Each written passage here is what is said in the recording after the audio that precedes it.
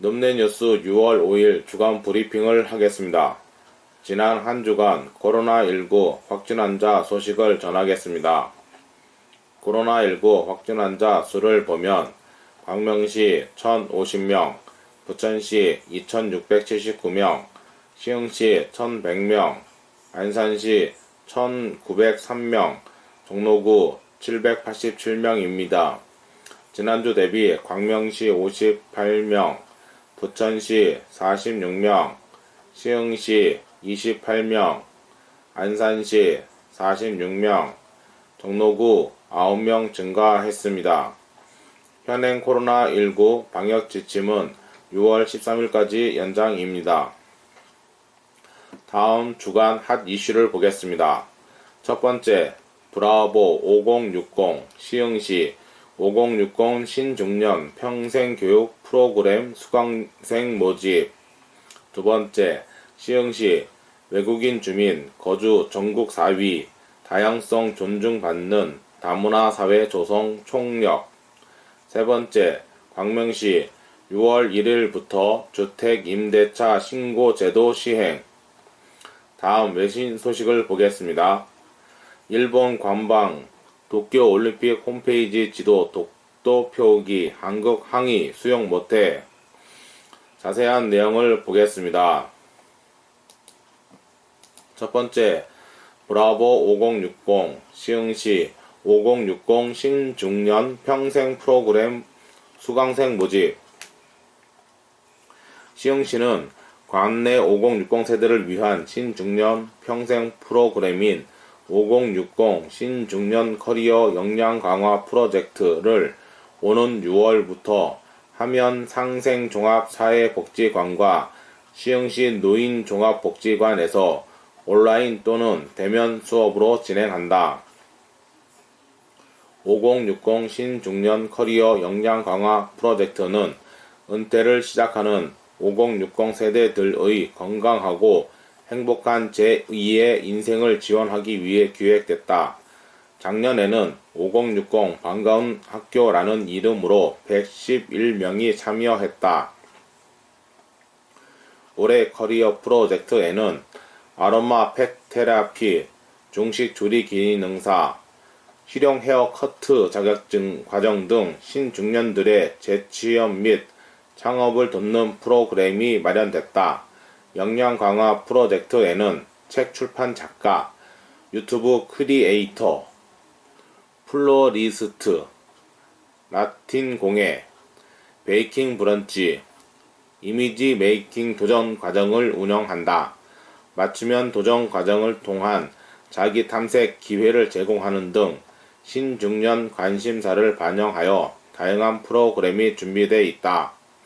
수강료는 무료다. 현재 아로마 팩 테라피, 책 출판 작가, 유튜버 크리에이터 등 수강 신청이 진행 중이다. 관심이 있는 사람은 시흥시 평생학습과 평생학습팀으로 전화해 접수하면 된다. 기타 문의사항은 시흥시 평생학습과 정암평생학습관, 하면상생종합사회복지관, 노인종합복지관으로 하면 된다. 한편 시흥시는 코로나19 감염 예방 수칙을 준수해 이번 5060 신중년 커리어 역량 강화 프로젝트를 진행할 계획이다. 수강생은 발열 또는 호흡기 증상이 있거나 마스크 미착용 시는 수업 참여가 불가하다. 두 번째, 시흥시 외국인 주민 거주 전국 4위 다양성 존중받는 다문화 사회 조성 총력. 시흥시는 외국인 주민이 총 인구 대비 11.7%를 차지하고 있으며 전국에서 네 번째로 외국인 주민이 많은 도시다. 이 중 외국인 근로자가 1만 6천여 명으로 가장 많고 외국 국적 동포, 한국 국적 취득자 순으로 거주 중이다. 시흥시는 다문화 외국인 주민이 시흥 시민으로 행복하고 건강하게 살아갈 수 있도록 시흥시 건강가정 다문화 가족지원센터와 시흥시 외국인 복지센터 운영을 통해 다각적인 다문화 지원 정책을 펼치고 있다. 우선 시흥시 건강가정 다문화 가족지원센터에서는 단계별 한국어 교실, 토픽 가정, 취업 전문 교육 및 소양 교육 등을 진행하며 다문화 가정의 한국 생활 적응과 사회 진출 기회 확대를 돕고 있다. 또한 다문화 가족 자녀의 학습 능력 향상을 위해 방문 학습 지원, 언어 발달 지원, 이중 언어 지도, 진로 탐색 및 자녀 생활 방문 교육, 학교 가정통신문 번역 서비스 지원 등을 하고 있다. 무엇보다도 다문화 가정이 안정적인 가족 관계를 형성할 수 있도록 가족 간 소통 프로그램 추진, 공동체 강화를 위한 자조 모임 활동 지원, 서포터즈를 통한 다문화 주민 네트워크 지원 등에도 힘을 쏟고 있다. 올해는 1인 가구 등을 위한 신규 사업과 코로나19 장기화에 따른 비대면 프로그램 발굴 노력을 이어갈 계획이다. 시흥시 외국인 복지센터 역시 외국인 근로자와 이주민이 한국 사회에 안정적으로 정착하고 내 외국인이 더불어 사는 조화로운 사회를 조성하기 위해 교육, 상담, 문화 등 다양한 분야에서 사업을 추진 중이다. 한국어 교육, 직업 능력 개발 훈련, 8개 언어 상담 프로그램 지원을 비롯해 외국인 근로자를 위한 단기 쉼터를 운영하고 있으며 다문화 체험 및 캠페인을 통한 인식 개선, 사각지대, 외국인 주민을 위한 의료비 지원도 하고 있다. 또한 중도 입국 청소년이 한국 사회에 적응할 수 있도록 예비 학교를 운영하며 이들의 학업과 진로 상담도 책임지고 있다. 특히 시흥시가 지난해 11월 전국 다문화 도시 협의회 회장 도시로 취임함에 따라 시는 선도적인 다문화 정책 추진을 위해 올해 다문화 정책팀을 신설하고 다문화 정책관과 중국, 베트남 출신의 공무원을 채용했다. 향후 중국, 베트남, 몽골, 필리핀 등 8개국 출신 10명을 다문화 외국인 주민협의체 위원으로 위촉하고 정기회의와 포럼, 워크숍 등을 운영할 계획이며 이들은 다문화 사업계획 수립과 정책개발 과정에 참여하여 다문화 시흥을 이끌어가는 중심적인 역할을 할 것으로 기대된다. 문영자 여성가족과장은 시흥시는 앞으로도 지역사회 구성원이 문화적 다양성을 존중할 수 있도록 다문화 사회 통합 분위기를 조성하고 다문화 외국인 주민이 시흥 시민으로서 다양한 역할을 수행할 수 있도록 기반 조성에 주력하겠다고 말했다. 세 번째, 광명시 6월 1일부터 주택임대차 신고제도 시행. 광명시는 부동산 거래 신고법 개정에 따라 주택임대차 계약에 따른 임대료, 임대기간 등을 의무적으로 신고하는 것을 내용으로 하는 주택임대차 신고제를 6월 1일부터 시행한다고 30일 밝혔다. 신고 의무 대상은 2021년 6월 1일 이후 체결하는 보증금 6천만원 또는 월차임 30만원을 초과하는 주택임대차 계약으로 주거 목적인 경우 오피스텔, 고시원, 기숙사 등도 해당된다.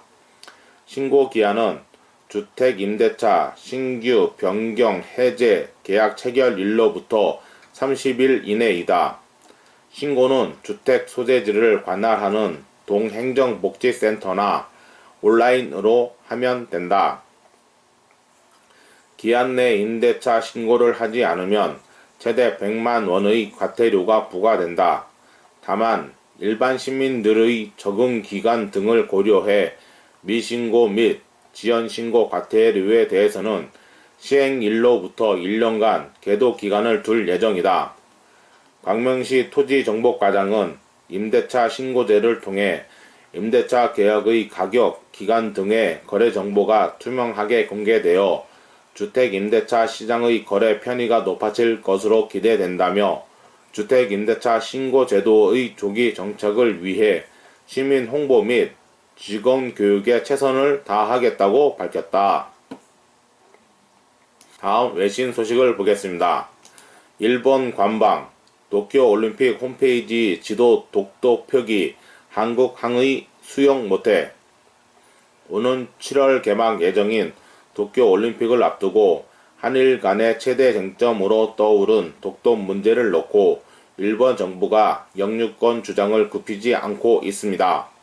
일본 정부 대변인인 가토 가스노부 관방장관은 총리 관저에서 한국 정부가 소마 히로시마 한국 주재 일본 대사관 총괄 공사를 불러 도쿄올림픽 홈페이지 지도에 독도를 일본 영토처럼 표시했다고 항의한 것에 대해 반박했다고 밝혔습니다.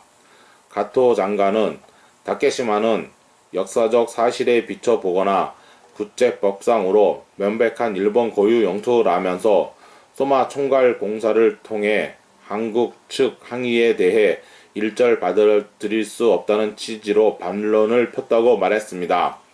가토 장관은 기자회견에서 한국 측이 문제를 제기하는 도쿄올림픽 홈페이지 지도상의 독도 표기에 대해 객관적 표기를 한 것이라고 조직위가 설명하고 있다고 덧붙였습니다.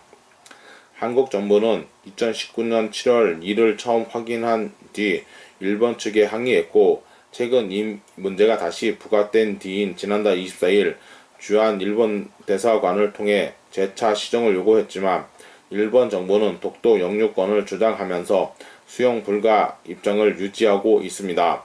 조직위는 또 처음 제작해 올린 웹사이트 상의 성화 봉송 지도를 바꾼 사실이 없다고 덧붙였습니다. 이상 늠내 뉴스 주간 브리핑을 마칩니다. 감사합니다.